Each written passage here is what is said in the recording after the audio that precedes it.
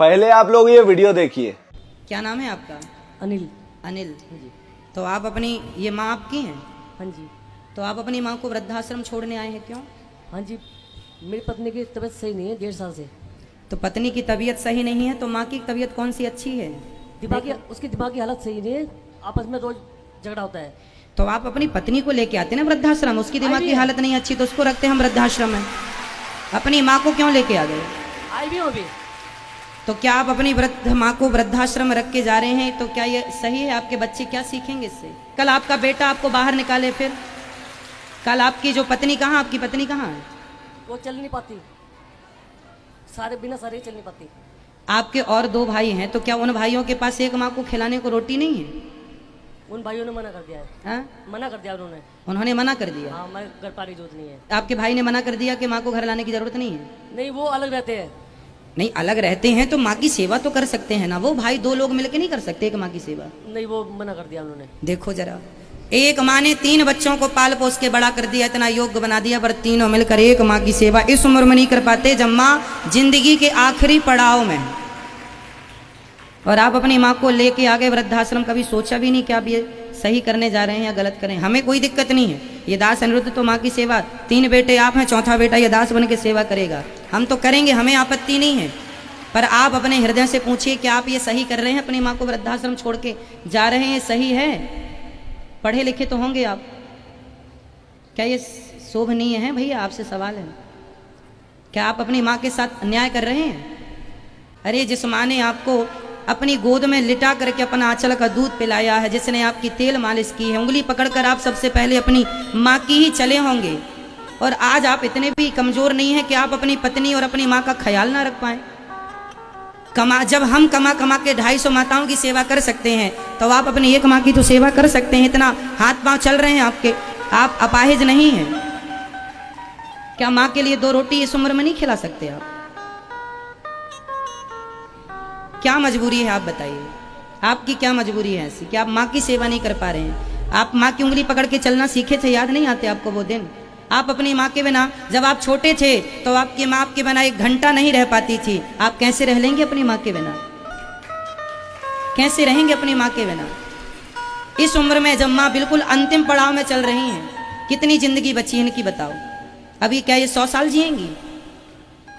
इस उम्र में बेटा बहू का प्यार चाहिए होता है, नाती पोतों का प्यार चाहिए होता है। सम्मान की 2 रोटी देते जाते तो वहीं से कथा सुन के अपना मैया हम तो रखेंगे, हमें आपत्ति नहीं है। पर आप अपने हृदय से पूछिए कि कल यही घटना आपके साथ होगी तब आप क्या करेंगे? कल आपका बेटा आपको वृद्धाश्रम भेजेगा, फिर आप क्या करेंगे? और ये होगा क्योंकि ईश्वर के घर देर है, जैसा करते हैं वैसा भोगना पड़ता है। क्या कहना है आपको? एक पिछले वाले बेटे ने कहा है, अगर मेरे को ना तो मुझे फोन करने की जरूरत है और ना मेरे घर पे आने की जरूरत है, मेरे घर में झगड़ा होता है तुम्हारे आने से। बेटे ने कहा? हाँ जी, पिछले इसके छोटे इसके बड़े भाई ने। और कोई मुझे रखने को तैयार नहीं है। ये है मुझे काम नहीं करता, काज नहीं करता, ये सब कुछ नहीं जाएगी। इसकी बीवी आ जाए अब आई जाएगी, तबीयत खराब हो रही इसकी। तो उसने पिछले वाले लड़के ने 50,000 रुपये इसकी बीवी के ऊपर लगाए अस्पताल में, जगाधरी में। तो उसने कह रहा मैंने 1 लाख बोला तेरे पैर पे लगा, तेरे पैर का ऑपरेशन हुआ था, और 50,000 के ऊपर लगा। ATM ले लिया उन्होंने मेरे से।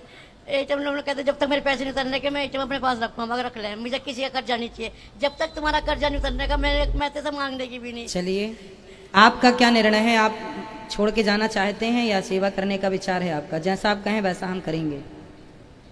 क्या मन है आपका? छोड़ के जाने का विचार है। छोड़ के जाएंगे? हाँ जी, वो मेरी मजबूरी मुझे पता है।